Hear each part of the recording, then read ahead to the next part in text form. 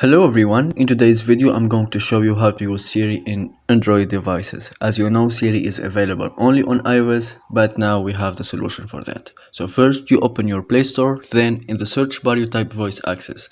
You install this application, then you open it. We have some settings need to be changed. So first you click on OK, then you will see voice access. We click on it and we will see two options. Use voice access. We enable this one, we type low, and there is another option which is voice access shortcut. We enable this one also. Then we go to settings, we type agree, and then we need to enable this option start listening button.